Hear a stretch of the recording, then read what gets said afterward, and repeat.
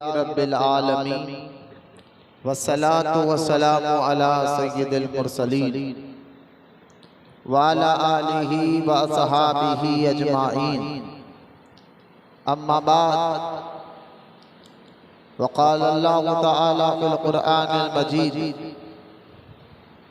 फ़अऊज़ु बिल्लाहि मिनश शैतानिर रजीम बिस्मिल्लाहिर रहमानिर रहीम वल्लज़ीना यसीलूना मा अमरल्लाहु बिही अय्युसला व यख़शौना रब्बहुम व यख़ाफ़ूना सूअल हिसाब वल्लज़ीना सबरू इब्तिग़ाअ वजहि रब्बिहिम व अक़ामुस्सलाता व अनफ़क़ू मिम्मा रज़क़नाहुम सिर्रन व अलानियतन व यदरऊन आमन्तु बिल्लाहि सदक़ल्लाहुल अलियुल अज़ीम। वक़ाल अल्लाहु तआला फ़ी शानि हबीबिहिल करीम इन्नल्लाहा व मलाइकतहु युसल्लूना अलन नबिय्यि या अय्युहल्लज़ीना आमनू सल्लू अलैहि व सल्लिमू तस्लीमा। अल्लाहुम्मा सल्लि अला सय्यिदिना व मौलाना मुहम्मद मआदिन जूदि वल करम वाला आलिहि व बारिक व सल्लिम सलातुन व सलामुन अलैका या सय्यदी या हबीबी या रसूल अल्लाह सल्लल्लाहु तआला अलैहि वसल्लम। अम्मा बाद, हर तारीफ और बड़ाई सिर्फ अल्लाह ताला के लिए है जो सारे जहान का मालिक है, मुख्तार है और जो सारे जहान का पालनहार है। मैं इस बात की गवाही देता हूँ कि अल्लाह ताला के सिवा कोई इबादत के लायक नहीं, वो एक है, उसका कोई साथी और शरीक नहीं। और मैं इस बात की भी गवाही देता हूँ कि आपके और हमारे प्यारे आका और मौला हुजूर पुरनूर रहमते कौनैन हज़रत सैयदना मुहम्मद मुस्तफ़ा अहमद मुश्तबा सल्लल्लाहु ताला अलैहि व आलिहि व सहबिहि वसल्लम अल्लाह ताला के आखिरी रसूल और उसके बरगुज़ीदा बंदे हैं। अल्लाह ताला हुजूर अकरम नूर मुजस्सम रहमत आलम सल्लल्लाहु अलैहि वसल्लम पर, अहले बैत, सहाबा किराम, ताबईन और तबे ताबईन, औलियाए उम्मत पर क़यामत तक बकसरत रहमते और बरकते नाजिल फरमाता रहे।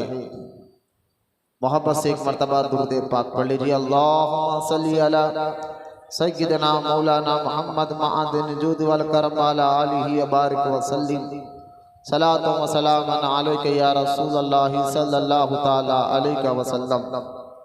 अम्मा बाद, मुअज़्ज़ज़ सामईन इकराम, नौजवान साथियों, अस्सलामु अलैकुम व रहमतुल्लाहि व बरकातुहू।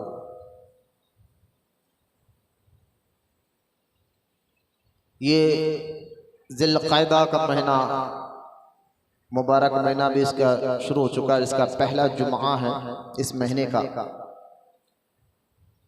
और इस महीने को ख़ास तौर हैदराबाद दक्कन के लोग बंदा नवाज का महीना भी कहते हैं, क्योंकि इस मुबारक महीने में हुजूर सैयदना मोहम्मद हुसैनी अल मारूफ ख्वाजा बंदा नवाज के सुदराज बुलंद परवाज रहमतुल्लाहि ताला अलैह का उर्स से मुबारक बड़ी अक़ीदत और मोहब्बत से मनाया जाता है। लेकिन लगातार 3 जुमा से हम सूरे रात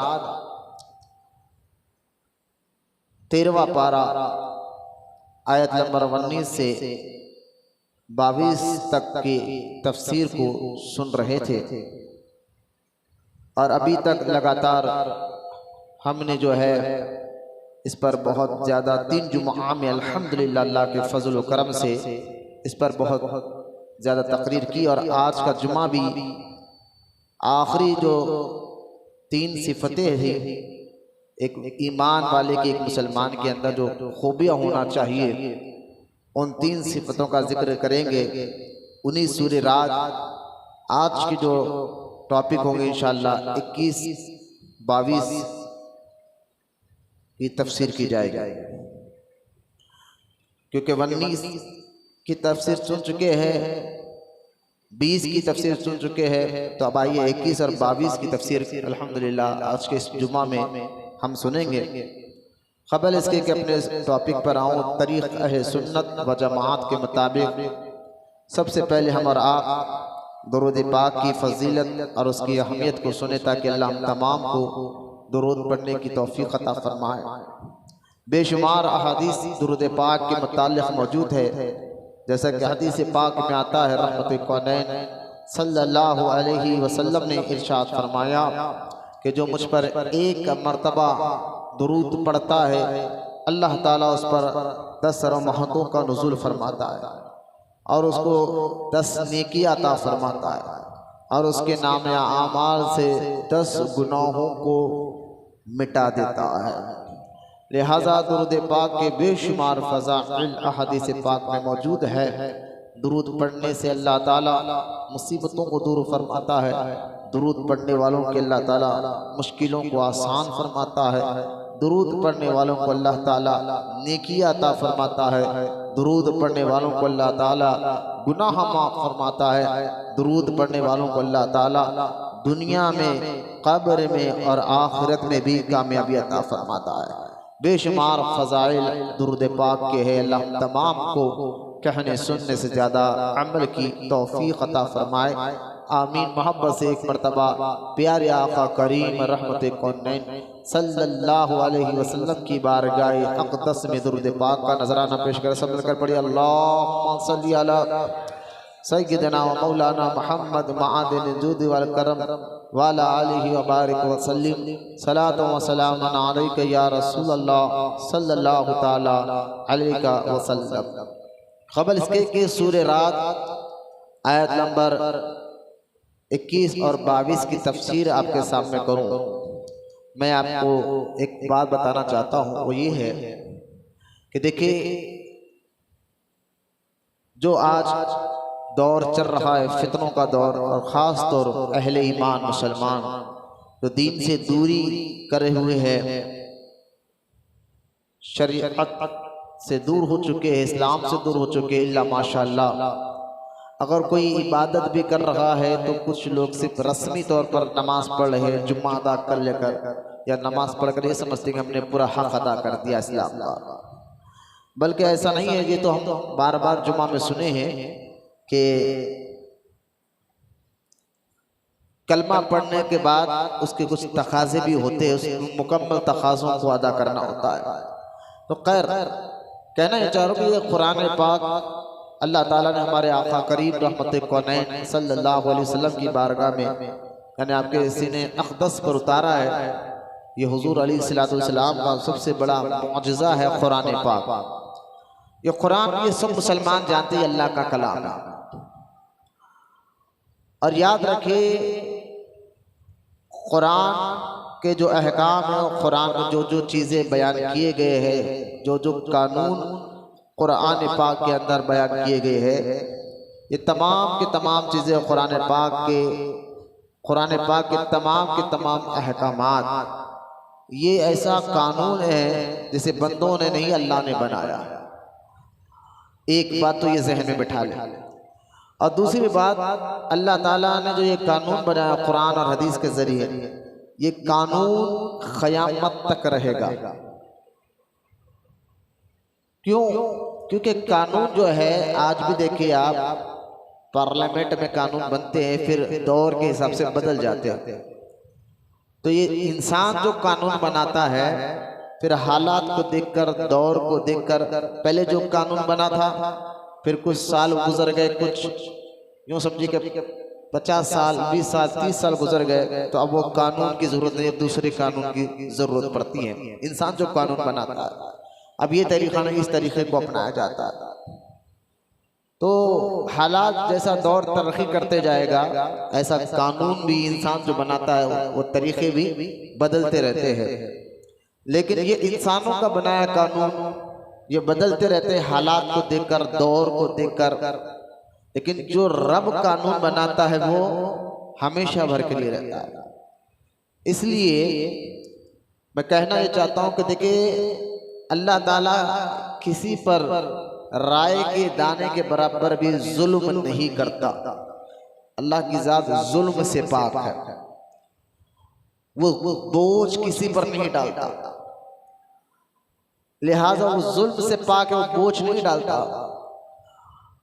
अब ये जो कानून है कुरान पाक के जरिए अहले ईमान को, जो अल्लाह पर यकीन रखते हैं, रसूलों पर यकीन रखते हैं, क़यामत के दिन पर यकीन रखते हैं, हिसाब व किताब पर यकीन रखते हैं, वो कुरान के तमाम अहकाम को मानते हैं और मानना भी चाहिए। तो अल्लाह ताला ने कुरान पाक के जरिए जो अहकाम, जो कुरान के जरिए अल्लाह ताला ने जो अहकाम और जो दीन हमें दिए हैं, ये क़यामत तक रहेंगे। और इसलिए अल्लाह ताला ने कुरान पाक में एक जगह इरशाद फरमाया कि ऐ ईमान वालों, पूरे के पूरे इस्लाम में दाखिल हो जाओ। जरा ये आयत के मानने को जहन में रखें कि ऐ ईमान वालों, पूरे के पूरे दीन में, इस्लाम में दाखिल हो जाओ। मतलब क्या है कि ये कहना कि अब दौर कहाँ है भाई इस्लाम पे अमल करने का, दीन बाल से ज्यादा बारीक है, तलवार से ज्यादा खतरनाक तेज है, ऐसा नहीं है।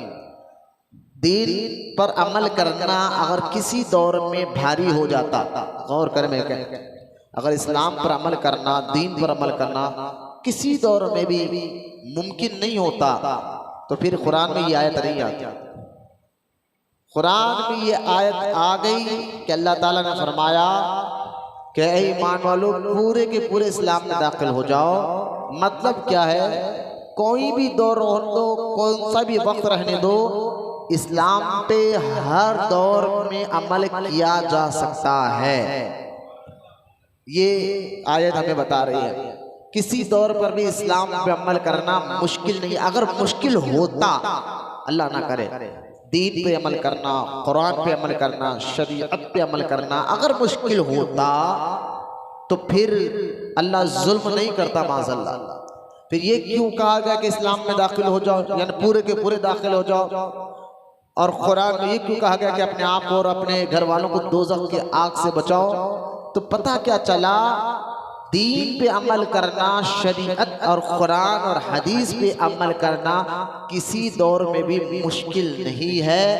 क़यामत तक कुरान है, यानी क़यामत तक मुसलमान दीन पे अमल कर सकता है, चाहे दौर कुछ भी हो, क्योंकि ये कानून बंदों के नहीं, रब के बनाए हुए हैं। भागो। तो इस्लाम पे अमल करना किसी दौर में भी जो है ऐसा नहीं कह सकते। बहुत लोग कहते हैं, आपने सुना भी होगा, दीन पे अमल करना आज के दौर में मुश्किल है। नहीं, मुश्किल नहीं है, ये क़यामत तक रहेगा दीन, क्योंकि अल्लाह ने इसका अहकाम बयान फरमा दिया, क्योंकि हर दौर पर दीन पे अमल कर सकते हैं, क्योंकि ये बना हमें और सारी कायनात को पैदा करने वाले रब का बना हुआ कानून है।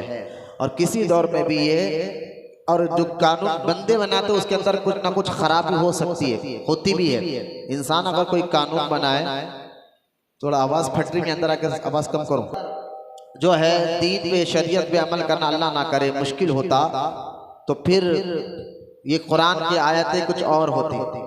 लेकिन ये बात ध्यान में रखें, जो लोग कहते हैं कि दीन पे अमल करना मुश्किल है, भाई शरीयत पर इस्लाम पर चलना मुश्किल है, ऐसा नहीं है। मुश्किल हमने बना लिया है, ये हर दौर में दीन पे अमल किया जा सकता है। क्यों? क्योंकि अब कोई नबी नहीं, कोई किताब नहीं आने वाली है, क़यामत तक कुरान रहेगा, तो कुरान का कानून क़यामत तक रहेगा। इसलिए कि जो कानून इंसान बनाते हैं उनमें खराबी होती है, उसको बदलने की जरूरत पड़ती है, उसको तब्दील करने की जरूरत पड़ती है। लेकिन जो कानून अल्लाह बंदों के लिए बना दे, वो कानून में कोई खराबी नहीं, क्योंकि जिस तरह अल्लाह पाक है, इसी तरह अल्लाह का बनाया हुआ कुरान और कानून भी पाक और साफ है, उस पर अमल कर जा सकता है। ये और बात है, कोई बंदा सुस्ती काहिली की वजह से उस पर अमल ना करे। और दूसरी बात ये है, जैसे कि आप जानते हैं कि जो दुनिया में पार्लियामेंट में कानून बनते हैं वो इंसान के फायदे के लिए बनते हैं, लेकिन फिर भी देख के आप बहुत से ऐसे कानून है जिसे इंसान एक्सेप्ट नहीं करता। लेकिन अल्लाह ताला ने जो सारी कायनात को ना हमें और आपको बनाया, उसका जो बनाया हुआ कानून है वो इंसान के फायदे के लिए ही है। अगर हम थोड़ा सा इस्लाम पर गौर करें कि अल्लाह ताला ने कुरान और हदीस के जरिए जो चीज़ करने को कहा उसके करने में भी बहुत फायदे हैं, और जो चीज़ कहा कि ये मत करो तो उससे ना करने में भी इंसान का फायदा। मिसाल के तौर पर अल्लाह ने शराब को हराम कर दिया। बताए कि शराब अगर अब बंदा पीता है उसके फेफड़े खराब, ना जाने से कई बीमारियां उसके अंदर पैदा हो जाते हैं। एक तो जिस्मानी बीमारी उसके अंदर हो जाती है, फिर जो शराबी होता है उसको मुआशरे में, सोसाइटी में इज्जत नहीं मिलती, लोगों की नजर से भी वो गिर जाता है। तो इसलिए आप देखें कुरान पाक में अल्लाह ताला ने शराब को हराम कर दिया, तो फायदा किसका है? हमारा है, इंसानों का है कि एक तो सेहत भी बचती है, दूसरा फिर अल्लाह ना करे अगर कोई पीता है तो फिर मुआशरे में, सोसाइटी में लोग उसको इज्जत की नजर से नहीं देखते, सब नजर गिरा कर देखते हैं। तो जो जो कानून, मैं यही तो आपको समझा रहा हूँ, अल्लाह ताला ने जो जो कानून बनाया है कुरान और हदीस के जरिए, वो कानून पे अमल करना और कहा कि ये करो तो उसके करने में हमारा फायदा है, जिससे कहा कि ये मत करो उससे रुक जाने में भी हमारा फायदा है। तो इस्लाम हर दौर पे अमल करना आसान है। अगर इस्लाम पे अमल करना मुश्किल होता तो फिर कुरान की ये आयतें नहीं आती। तो कुरान ने हमें बता दिया इस्लाम हर दौर पे अमल करने के लायक है। इस्लाम का बना है कानून हर दौर में अमल करने के लायक है और अमल करना चाहिए। अल्लाह हम सबको अमल की तौफीक अता फरमाए। अब आ जाए हमारे अहम मौजू पर, क्योंकि ये मौजू हमारा मुकम्मल नहीं होता, थोड़ा तमहीदी बात को अक्सर बात हो रही थी। अब आए डायरेक्ट, मैं ज्यादा वक्त नहीं लेते हुए कुरान पाक की इस आयत मुबारका की तरफ आता हूँ जिसमें अल्लाह ताला ने, और ये तो आप तमाम जानते हैं, मैं लगातार ये चौथा जुमा है हमारा, एक ईमान वाले की निशानियां क्या है जो अल्लाह ने बयान फरमाया। जो मुसलमान ईमान लाता है तो उसके अंदर क्या क्या खूबियां होती है और होना चाहिए, अल्लाह ताला उसका बयान फरमाया। तो ये हाँ मैंने आपको बताया, उसकी पहली निशानी ये है ईमान वाले की, वो अल्लाह से किए हुए वादे को पूरा करता है, और इस पर हमारी बात हो चुकी है। फिर दूसरी निशानी ये है, ये उनसे जुड़े रहता है जिनसे जुड़ने का अल्लाह ने हुक्म अता फरमाया। ये दो निशानियां। और इससे पहले क्या फरमाया अल्लाह ताला के, ईमान वालों को अल्लाह ताला ने अक्लमंद कहा, अक्लमंद कहा। फिर उसकी निशानी ये बयान फरमाई कि अल्लाह से किए हुए वादे को पूरा करता है, और जिनसे अल्लाह ताला जुड़ने का हुक्म देता है उनसे वो जुड़ता है।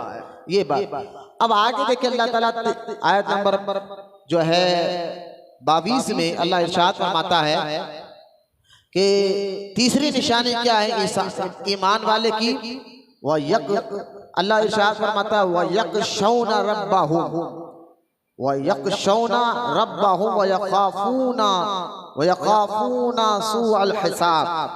वो यानी ईमान वाला जिसकी तीसरी निशानी ये है कि वो अपने रब से डरता है, वो अल्लाह से डरता है और हिसाब कि बुराई से अंदेशा रखता है, यानी इस बात से डरता है कि कल क़यामत के दिन हिसाब किताब होगा। अगर आज जो मैं कर रहा हूँ ये तमाम, ये बात भी याद रखे, हम मुसलमान पर, हर मुसलमान को क़यामत के दिन पर यकीन रखना लाजिम और ज़रूरी है। तो लिहाजा अब अहले ईमान की निशानी के अल्लाह से डरता है, किस लिए? कहीं हिसाब किताब यानी क़यामत में पकड़ा ना हो जाए, आखिरत की फिक्र। और मैं एक बात ये भी करता हूँ कि जब तक हम तब्दील नहीं होंगे, जब तक हमारे जहनों में, हमारे दिल में आखिरत की फिक्र पैदा ना हो, ये दुनिया को जब तक हम आर्जी ना समझे, दुनिया को एक मुसाफिर खाने की तरह ना गुजारे, जब तक हमारे अंदर कोई तब्दीली नहीं आ सकती। आज जो सबसे बड़ी वजह है कि हम दीन से दूर, नमाजों से दूर, शरीयत से दूर, और जो आज झूठ, गीबत, चुगलखोरी, शराब नोशी, जिनाखोरी, इस तरह के बाजार को मुसलमान गर्म किया हुआ है। वजह क्या है कि उसके अंदर से आखिरत की फिक्र निकल गई है। क़यामत के दिन पहले दौर था कि माँ बाप जो है अपने बच्चे को जब काम पर भेजते थे तो ये कहा करते थे कि बेटा एक आना लाना, लेकिन हलाल का लाना, यानी मेहनत का लाना। लेकिन आज वही बच्चा बाहर जाकर किस तरीके से कमाता है, माँ बाप को मालूम है कि बच्चा जो है जुआ कर कर कमा रहा है, लोगों को जमीनें हड़प कर कमा रहा है, लेकिन माँ बाप भी बड़े खुश है कि हमारा बच्चा बहुत कमाता है भाई, और घर बना कर दे रहा है, कपड़े अच्छे अच्छे पहना रहा है, अच्छी जिंदगी गुजार रहा है, और उसकी कमाई देखो तो अल्लाह ना करे इल्ला माशाल्लाह, मैं हर पैसे वाले की बात नहीं कर रहा, लेकिन उसकी कमाई देखो मेहनत की अक्सर नहीं होती, लोगों को डुबाए।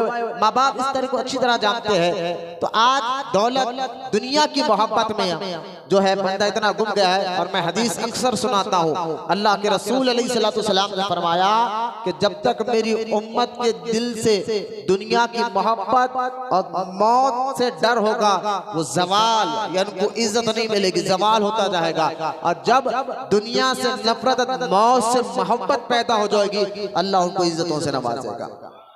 लिहाजा दुनिया की मोहब्बत में बंदा उस वक्त तब तब्दील नहीं हो सकता जब अपने आप को अपनी फिक्र को आखिरत से ना जोड़े। हजरत गौसे पाक रजी अल्लाह ताला अन्हु अपने हर तकरीर में अपने मुरीद, अपने चाहने वालों को एक बात बिठाते थे कि आखिरत की फिक्र पैदा करो, मरने के बाद हिसाब किताब देना है। और कुरान पाक में अल्लाह ताला ने फरमाया राय के दाने के बराबर का हिसाब लिया जाएगा। कहाँ जिंदगी गुजारी, जवानी कैसे गुजारी, माल कहाँ से कमाया, कैसे कमाया, खर्च कहाँ पर किया, कमाया कैसे और खर्च कहाँ पर किया, तो इल्म कितना हासिल किया, अमल कितना किया, ये सारी बातें याद रखे। ये सारी बातें ये पूछी जाने वाली है, इसलिए कि जो वाकई ईमान वाला, जिनकी निशानी अल्लाह बयान फरमाता है कि वो अल्लाह से डरने वाले होते हैं, यानी हिसाब किताब अल्लाह की बारगाह में जरा। तो अब पहले खौफे खुदा को हमें समझना है। अल्लाह का डर कहते हैं, मैं आपको निशानी यहाँ बता रहा हूँ। अब पहले इसको समझिए कि अल्लाह से डरने का मतलब क्या है, खौफ खुदा का मतलब क्या है, ताकि अल्लाह हमको सबको अमल की तौफीक अता फरमाए, बोले मोहब्बत से सुभान अल्लाह। लिहाजा आप देखिए, पहले खौफ खुदा का मतलब मैं आपको बताते हुए फिर अहादीस आपके सामने लाता हूँ। दुरूद पाक पढ़े, अल्लाहुम्मा सल्ली अला सय्यिदना व मौलाना मुहम्मद मआदिन जुद वल करम व अला आलिहि व बारिक व सल्लिम सलातन व सलामन अलैका या रसूल अल्लाह सल्लल्लाहु तआला अलैहि वसल्लम।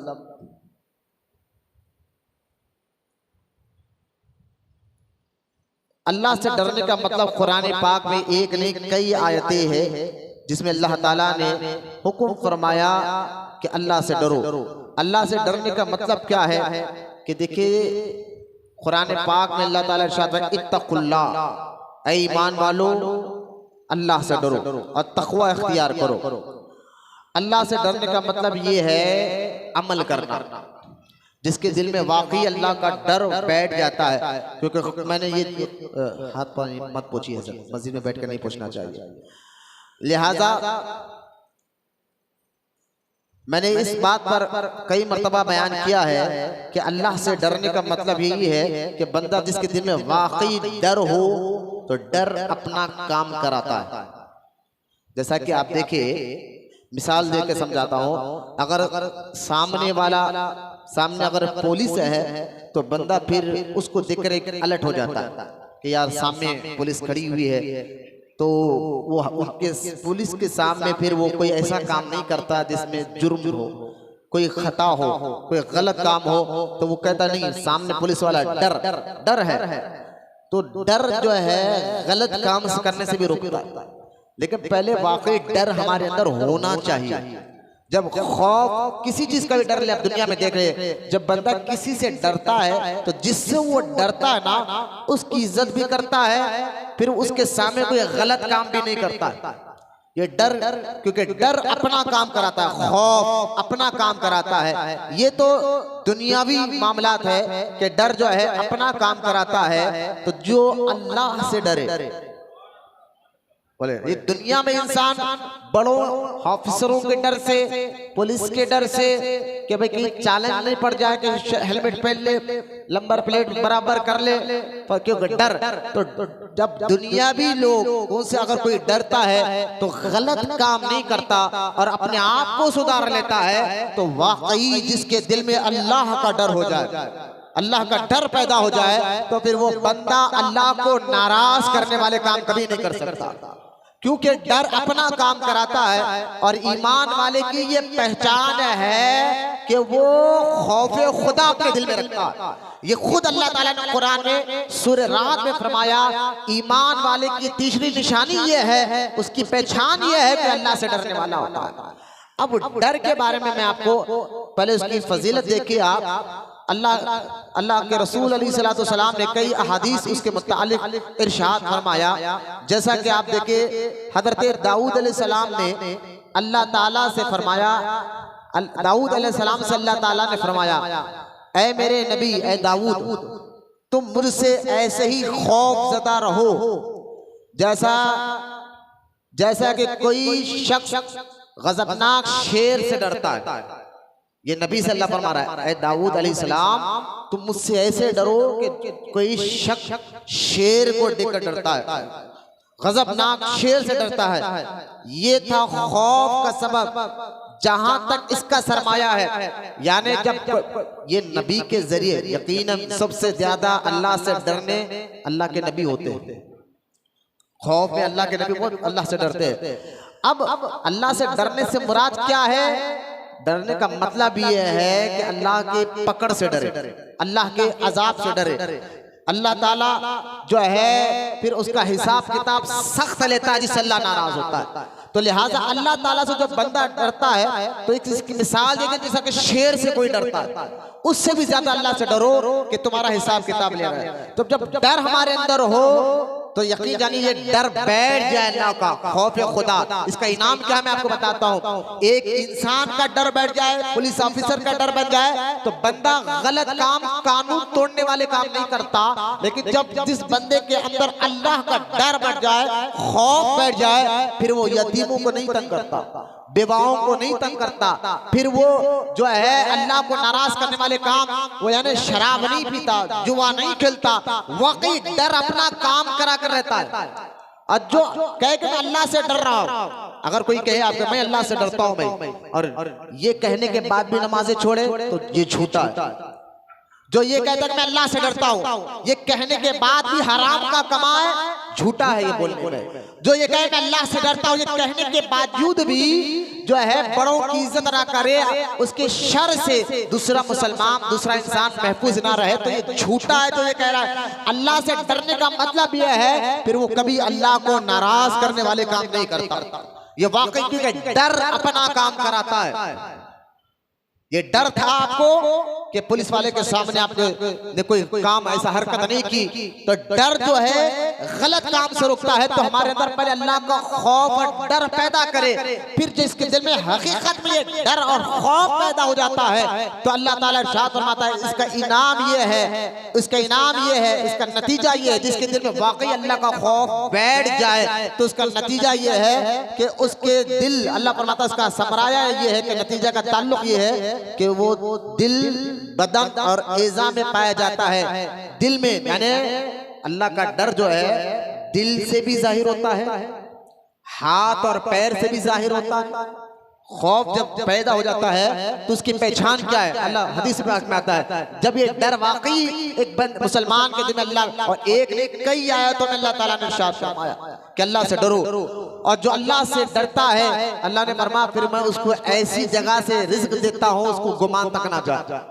इसका इनाम ये अल्लाह से डरने का। लेकिन आप देखें उसकी सरमाया यानी इसकी पहचान क्या है, वाकई आपके दिल में डर है या नहीं है। तो यहाँ पर इमाम मोहम्मद गजाली फरमाते हैं कि उसके दिल से और उसके हाथ और पैर से पता चलता है कि ये वाकई बंदा अल्लाह से डरता है या नहीं डरता। कैसे? दिल में ऐसी वो ख्वाहिश दुनियावी से बेजार हो जाता है, यानी दिल में दुनियावी ख्वाहिशात से वो अल्लाह की पनाह मांगता है। या अल्लाह मैं दुनिया भी, अब मैंने जुमा में तकरीर की है कि दुनिया की मोहब्बत क्या है। ये नहीं है कि दुनिया, ये आप कहेंगे कि भाई एक तस्वीर लेकर जंगल में जाकर बैठ जाओ, 20 बच्चों को, ना ना, ये दुनियादारी नहीं। दुनियादारी के बारे में मैंने बताया, अल्लाह को भूलने का नाम दुनियादारी। हर वक्त जो बंदा काम भी कर रहा हो अल्लाह को याद रखे, यानी हलाल मेहनत कर, किसी को तकलीफ ना दे, चाहे तोल का मामला हो, चाहे कपड़े बेचने का मामला हो, अल्लाह को याद रखे तो ये दुनियादारी नहीं, ये दीनदारी है। तो जहां बंदा अल्लाह को भूला वहां पर बंदा फिर हराम हलाल के फर्क नहीं करता, जैसे दिल में वैसे कारोबार करता है। तो खैर के दिल में खौफ पैदा हो अल्लाह का, उसकी पहचान ये है कि वो दुनिया से नफरत करता है, यानी गलत कामों से वो नफरत करता है, और हाथ पैर से अल्लाह का खौफ जाहिर हो, यानी इन हाथों से, इन पैरों से, इन कान आँख जुबान से वो काम नहीं करता जो काम से अल्लाह नाराज होता, यानी फिर वो पैरों से जुआ के अड्डों पर नहीं जाता, वो पैरों से जिना के अड्डों पर, शराब के अड्डों पर नहीं जाता। अगर जाता है इन पैरों से तो अल्लाह के घर की तरफ आता, रिस्क हलाल कमाने के लिए जाता है, लिहाजा माँ बाप की खिदमत के लिए जाता है। तो इससे पता चलता है ये पैरों का सही इस्तेमाल कर रहा है अल्लाह को राजी करने के लिए, और वाकई इस बंदे के दिल में अल्लाह का खौफ मौजूद है। हाथ से गलत काम नहीं करता, मतलब क्या है, हाथों से किसी को बिला वजह तकलीफ नहीं पहुंचाता, किसी को जो है हाथ से तकलीफ नहीं देता। अगर इन हाथों से कोई काम करता है तो रिस्क हलाल कमाने का काम करता है, इन हाथों से कोई काम करता है तो माँ बाप की खिदमत का काम करता है, इन हाथों से कोई काम करता है तो बीवी बच्चों को मेहनत कर कर हलाल रोटी कमाने का काम करता है, इन हाथों से अगर कोई काम करता है तो कुरान पकड़ने का काम करता है, हदीस पकड़ने का काम करता है। इन हाथ यानी जिसके दिल में वाकई अल्लाह का खौफ हो तो उसका हाथ भी बताते हैं, उसके पैर भी बताते हैं, और उसकी जुबान भी बताती है। जिसके दिल में वाकई अल्लाह का खौफ हो फिर वो झूठ नहीं करता, वो गीबत नहीं बोलता, वो किसी को गाली नहीं देता। जिसके दिल में अल्लाह का खौफ हो तो खौफ अपना काम कराता है। मैं ये कहना चाहता हूँ, खाली खौफ खुदा में हदीस पाक में आता है कि वो जो अल्लाह के खौफ में रोता है वो 2 आंसू या 1 आंसू, यहाँ तक के फरमा के जब उसके आंसू अल्लाह के खौफ में रोते हैं और आंखों से आंसू निकलते हैं तो वो आंसू चेहरे पे जहां जहां लगता है उसको दोज़ख नहीं जलाते। आप अंदाजा करें कि ये एक इंसान के डर से काम छोड़ना, सिर्फ वो डर कि पुलिस पकड़ ना ले, उससे कोई फायदा नहीं है। ठीक है, गलत काम नहीं कर रहे, अच्छी बात है, लेकिन अल्लाह के खौफ से कोई काम छोड़ना जो अल्लाह को नाराज करने वाला, उसका फायदा दुनिया में भी है और इंशाअल्लाह उसको आखिरत में भी मिलेगा। अब इमाम मोहम्मद गजाली, अब पहले खौफ को आप समझ गए, मैं बताना ही चाहता हूँ, खौफ दिल में हो तो हाथ पैर से भी पता चलता है ना। अगर दिल में, जैसा कि आप देखे कि अगर दिल को समझिए कि दिल एक हौज है, पानी का हौज, और हौज को टूटिया होता है ना पानी निकालने के लिए, तो हौज में अगर पानी साफ सुथरा हो तो टूटियों से भी पानी साफ आते हैं। हौज का ही पानी नापाक हो तो टूटियों से भी पानी नापाक आते हैं, ये मिसाल। इसी तरह दिल भी एक हौज की तरह, अगर इसके अंदर अल्लाह का खौफ हो, अल्लाह की मोहब्बत हो, फिर ये इस दिल जो हौज है इसके टूटिया क्या है, दोनों हाथ, दोनों पैर, दोनों आंख, दोनों कान, जुबान, ये दिल के हौज की टूटिया है। जब दिल में खौफ खुदा हो, अल्लाह का डर हो, दिल पाक हो तो फिर पानी भी पाक आता है। यानी हाथ पैर आंख कान जुबान से बंदा वही करता है जिस काम से अल्लाह राजी होता है। और दिल में ही गंदगी हो, लोगों को लूटने का जहन पहले से बना लिया हो, तकलीफ देने का जहन पहले से बना लिया हो, दिल में ही गंदगी हो तो फिर उसके हाथ और पैर से कोई अच्छा काम जाहिर नहीं होता। तो खौफ जिसके दिल में आ जाता है, खौफ फिर अपना काम कराता है। बोले मोहब्बत से सुभान अल्लाह। देखिए मैं यही तो बार बार कर रहा हूँ, जिससे आप डरते हैं तो उसके डर की वजह से वो काम नहीं करते।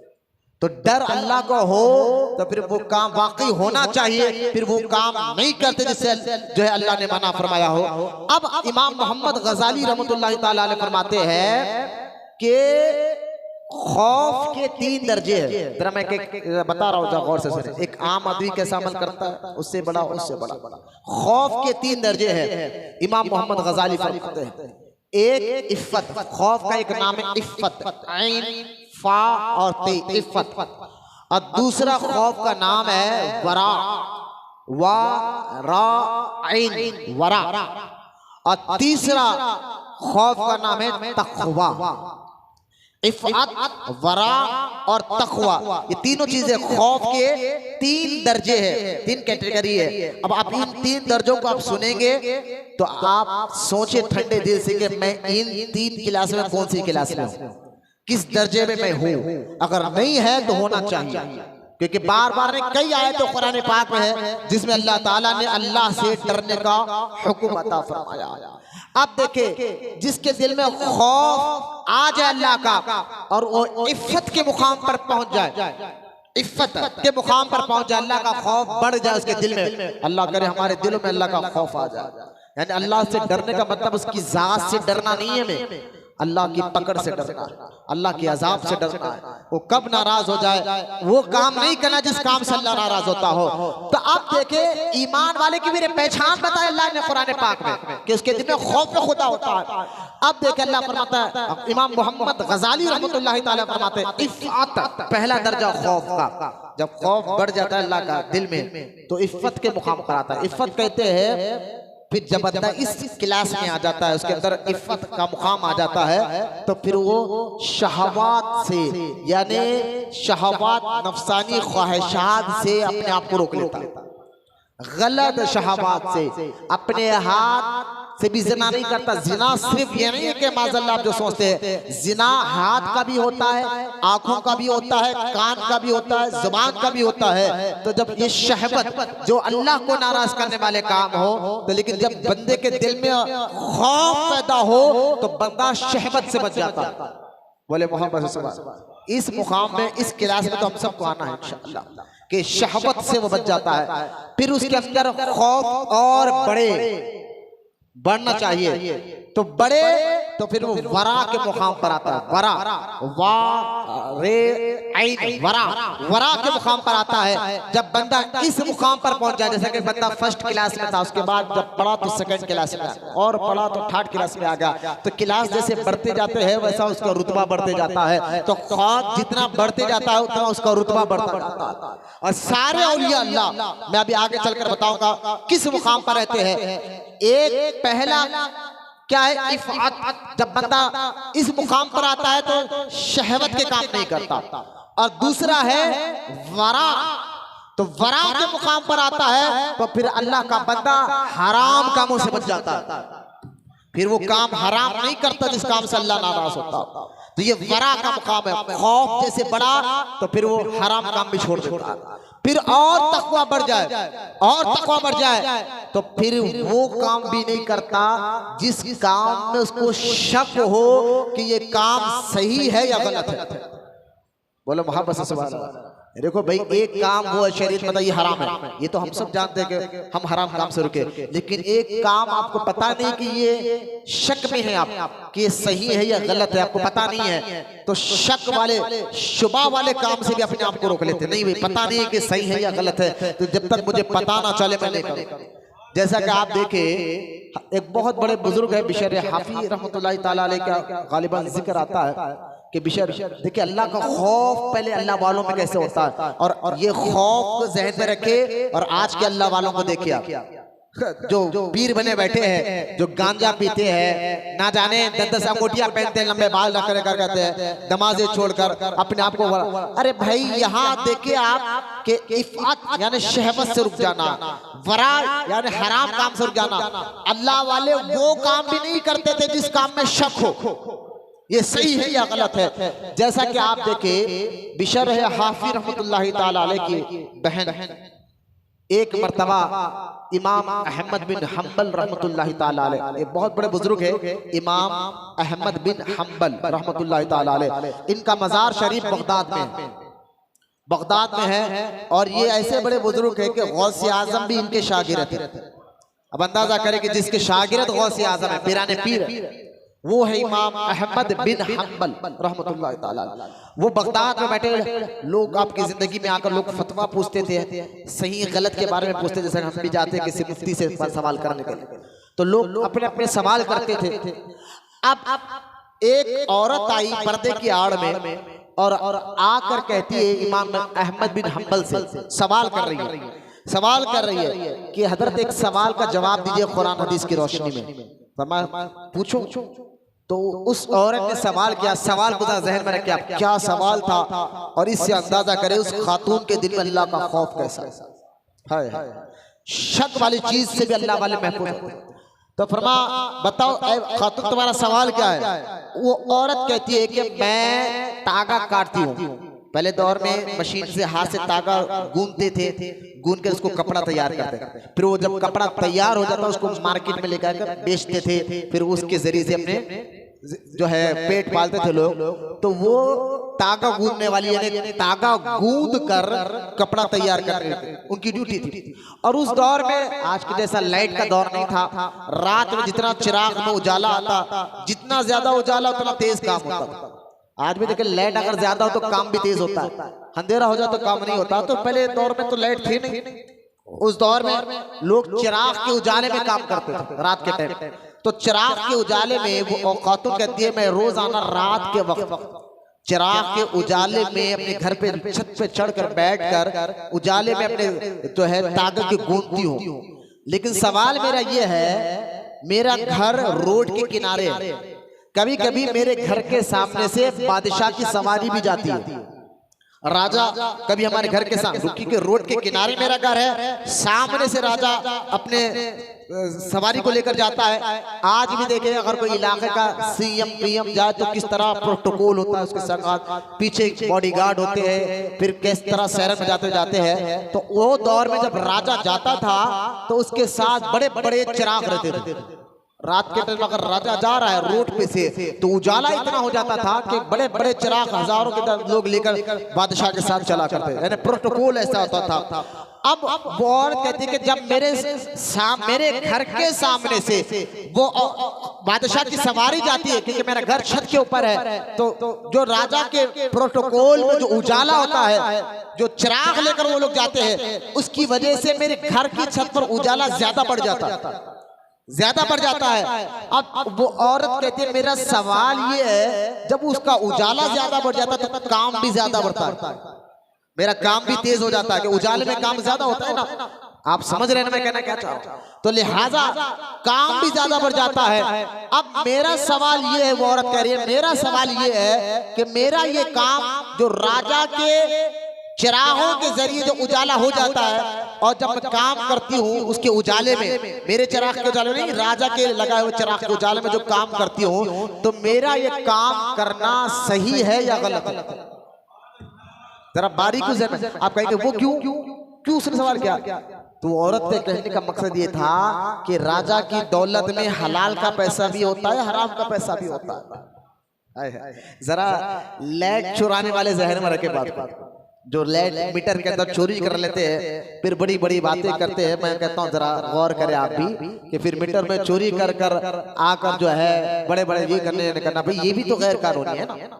लेकिन जिसके अंदर अल्लाह का खौफ हो, डर पैदा हो, वो इन तमाम चीजों से खास तौर पर तवज्जो लेते हैं। अब गौर फरमाए, वो औरत कह रही है कि राजा के पैसों में हलाल पैसे जुल्मन भी आते हैं, हलाल के जरिए भी आते हैं, हराम के जरिए भी आते हैं। अब बताए कि मेरा मामला कैसा है कि उस उजाले में वो जो काम करती है वो पैसा मेरे लिए सही होगा या गलत होगा। अल्लाह का खौफ। तो इमाम अहमद बिन हंबल रहमतुल्लाह ताला अलैह उस औरत के सवाल पर चौंक कर बैठ गए। बोले ऐसे दौर में ऐसे इतना बारीकी वाला सवाल। इमाम अहमद बिन हंबल ने फरमाया जरा ये तो बताओ खातून तुम हो कौन? ये मिजाज तुम्हारे अंदर आई है, सोचिए पाकीज़ा सोच तुम्हारे अंदर आई है, तुम्हारा ताल्लुक किससे है, खानदान कौन सा है, कौन हो तुम? वो खातून ने कहा मैं बिशर हाफी की बहन हूं। बोलो ना सुभान अल्लाह। बिशर यानी बशीर के है या बिशर के है, हजरत सैयदना बिशर हाफी बगदाद में इलाके का नाम है हाफी, वहां के वो रहने वाले थे। हाफी बिशर हाफी एक बहुत बड़े बुजुर्ग गुजरे हैं उस दौर में, इतने बड़े बुजुर्ग थे। मैं आपको बस एक की करामत बताता हूँ। बिशर हाफी जब तक जिंदा रहे नंगे पैर बगदाद में फिरा करते थे, पैर में चप्पल नहीं पहना करते थे। लेकिन जब तक बिशर हाफी जिंदा रहे कोई बगदाद में जानवर हगना मूतना बंद कर दिया। बोलो ना सुभान अल्लाह। ये अल्लाह वालों की मोहब्बत में बोलिए सुभान अल्लाह। यानी चाहे बकरे हो, गाय हो, बैल हो, गधे हो, जो रोड पर आम खास कुत्ते हो, ये तमाम के तमाम जानवर रोड पे नहीं हकते थे, जबकि आपको मालूम है ये हकते, लेकिन बगदाद में जब तक ये जिंदा रहे, क्योंकि जानवर भी जानते हैं बिशर हाफिज रास्तों पर नंगे पैर जाता है, तो कहीं ऐसा ना हो कि हमारी गंदगी इनके पैर पर लग जाए। तो अल्लाह ताला ने ये मुकाम बिशर हाफिज को दिया कि जानवर भी उनकी इज्जत किया करते थे। तो उनकी ये बहन थी। अंदाजा करें, अल्लाह वाले चुपके नहीं बनते, अल्लाह वाले उनका तक़वा ऐसा होता है, अल्लाह का खौफ ऐसा होता है, अल्लाह से डर ऐसा होता है कि उनका तक़वा और खौफ देखे कि वो शक वाली चीज पर भी अमल नहीं करता। तो बिशर हाफी की वो बहन थी। जब भाई ऐसा वली हो तो बहन के अंदर भी तो पाकीज़ा ख्याल आना चाहिए, बहन भी तो अल्लाह से डरने वाली होती है। लिहाजा इमाम अहमद बिन हंबल रहमतुल्लाह ताला अलैह खड़े हो गए और खड़े होकर फरमाया, ऐ बिशर हाफी की बहन, ये काम तुम्हारे लिए जायज नहीं है। जब अल्लाह का खौफ दिल में बैठ जाता है, हराम काम तो दूर की बात है, बंदा वो काम भी नहीं करता जो काम में शक पैदा हो जाएगा सही है या गलत है। तो लिहाजा हमारे अंदर अल्लाह की खौफ पैदा करे, खौफ अपना काम कर कर रहता है। फिर आप देखें हदीस, अरे ये तो 3 दर्जे मैंने बताया ना, इफ़्फ़त, वरा, तक़वा, ये 3 चीजें। जैसा कि आप देखिए इमाम आज़म अबू हनीफा, जिसको हम पैरवी करते हैं, इमाम आज़म अबू हनीफा रहमतुल्लाह ताला अलैह, वो आपका ये फतवा है, तमाम मुसलमान आज भी इस पे अमल करते हैं। अगर रोड पे आप जा रहे हैं और आपके कपड़ों को गंदगी लग जाए, यानी गंदा पानी हो और पेशाब का बहता हुआ पानी हो, गंदा पानी हो, तो लोग डर जाते हैं, यार पानी भर के आप नमाज नहीं पढ़ते। नहीं भाई, पानी अगर लग गया कपड़ों को या पैरों को, पैरों को तो धोने से गंदगी खत्म हो जाती है, कपड़ों को लग गया तो बाद लोग नमाज नहीं पढ़ते और बहाना बना लेते कि भाई रास्ते में कीचड़ का पानी उछला। पहले पानी देखा जाएगा, वो पानी रोड का जमा हुआ है यानी बारिश का जमा हुआ है या गंदा पानी है। चलिए गंदा पानी हो या गोद में बच्चा पेशाब कर दे, दूध पीता बच्चा पेशाब कर दे तो भी कपड़े नापाक हो जाते हैं, क्योंकि नमाज के लिए, नमाज की शर्तों में एक शर्त ये भी है कि बंदे के कपड़े पाक हो। जिस्म के तहारत तो हम ले लेते हैं, लेकिन कपड़े भी पाक रहना ये शर्त है, कपड़े पाक और साफ रहना ये शर्त है। इस बात से वो लोग भी सबक ले जो लोग बिल्कुल काम के कपड़ों पर जाकर नमाज पढ़ लेते, आंख पे काम के कपड़े, कालिक लगी हुई है, खतंगर, आओ नमाज पढ़ने आए। भाई ये शर्त नहीं मालूम कि लिबास का पाक होना नमाज के लिए भी जरूरी है, साफ सुथरा रहना। और यही काम के कपड़ों पे कोई बताए मुझे, दावत में जाता, वलीमे में जाता, शादी में जाता, काम के पहने हुए कपड़े नहीं जाता। तुम्हें इतनी तो अक्ल है कि काम के कपड़ों पर ना दावत में जाया जा सकता, ना शादी ना वलीमे में, तो फिर अल्लाह के घर कैसे आ सकता? जरा अपनी अक्ल से काम लो, कहाँ इज्जत देना था वहां नहीं देना चाह रहे। लिहाजा कपड़े अगर नापाक हो तो उस कपड़ों से नमाज नहीं होती। लेकिन पहले आप एक और जरिया सुन ले, अगर रास्ते में कोई कपड़ा नापाक कब होता है, उसका पाक करने का तरीका भी सुन ले, ताकि कभी आप रास्ते में जा रहे हैं, कीचड़ का पानी, गंदा पानी उछल जाए या बच्चे गोद में ले पेशाब कर दे, फिर आप कहेंगे नहीं, आप उसका तरीका भी सुन ले। पहले तो शर्त ये है, अगर गंदगी लगी तो हथेली भर, सब मेरी तरफ देखे, पेशाब या गंदा पानी आपको कपड़े को लगा तो ये देखा जाएगा 1-2 छींटे उछलने से कपड़ा नापाक नहीं होता, 1-2 छींटे उछलने से कपड़ा नापाक नहीं होता। हथेली भर, ये हथेली देख रहे हैं मेरे और आपकी हथेली भर कोई पानी, गंदा पानी या पेशाब कपड़े को लग जाए और देखे रौन देखे हथेली इतना भर हो गया है, तो अब वो कपड़े नापाक हो जाते हैं। और उसको पाक करने का तरीका क्या है? अच्छा ये भी याद रखिए आप, पूरा कपड़ा नापाक नहीं होता, जिस जगह वो नापाकी लगे वो कपड़ा नापाक होता। मिसाल के तौर पर ये कपड़ा आखिरी कोने में लगा तो ये हिस्सा नापाक होता, वो भी हथेली भर। तो उसको पाक करने का तरीका ये है कि उसको पानी में भिगाए, हर बार भिगाते रहे, निचोड़ते रहे, 1 बार भिगाए निचोड़े, 2 बार भिगाए निचोड़े, 3 बार भिगा कर निचोड़ ले, अब वो कपड़ा भी पाक हो जाता है। बोले मोहब्बत से सुभान अल्लाह। अब ये मसला ज़हन में रखिए आप। अब सुने, इमाम आज़म अबू हनीफा रहमतुल्लाहि ताला अलैह एक जगह से जा रहे थे, अचानक एक गंदा पानी सुई की नोक के बराबर, सुई जाते सुई की नोक के बराबर इमाम आज़म अबू हनीफा के कपड़ों पर उछला।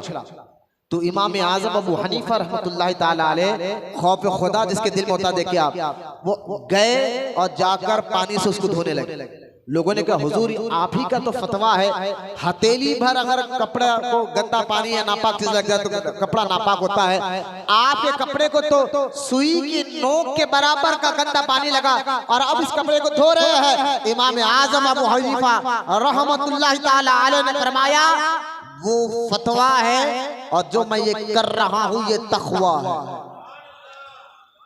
बोले अल्लाह हमको, और ये तक़वा आता कब है? जब बंदे के दिल में अल्लाह का खौफ पैदा हो, अल्लाह का डर, और होना भी चाहिए। अल्लाह ताला ने कुरान पाक में ईमान वालों की तीसरी निशानी बयान करते हुए फरमाया कि वो अल्लाह से डरने वाले होते हैं, अल्लाह का खौफ पैदा करने वाले होते हैं। लिहाजा खौफ खुदा की बात खत्म करते अब आगे बढ़ते हैं। फिर अल्लाह ताला ने कुरान पाक में जो इरशाद फरमाया, खौफ का माना मैंने आपको बता दिया, मतलब आपको बता दिया, समझा दिया।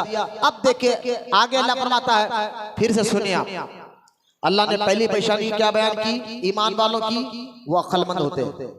दूसरी निशानी क्या बयान की? ईमान वालों के अंदर क्या खूबी होती है? वो अल्लाह से किए हुए वादे को पूरा करते हैं। और तीसरी निशानी अल्लाह ने क्या बयान की कि वो जो अल्लाह ताला ने जिनसे जुड़ने का हुक्म दिया वो उनसे जुड़े रहते हैं। ये तीन निशानियां बयान हो गए। चौथी निशानी क्या बयान की अल्लाह ताला ने कुरान में? वो अल्लाह का खौफ रखते हैं, अल्लाह से डरते हैं हिसाब किताब के दिन के लिए। अब पांचवी निशानी सुनिए, अल्लाह इरशाद फरमाता है वल्लज़ीना सबरू अब्तिगा वजहि रब्बिहिम। अब सुनिए पांचवी निशानी, अल्लाह फरमाता है उनकी निशानी पांचवी ये है कि वो ईमान वाले सब्र करते हैं। बोले मोहब्बत से सुभान अल्लाह, सब्र करते हैं।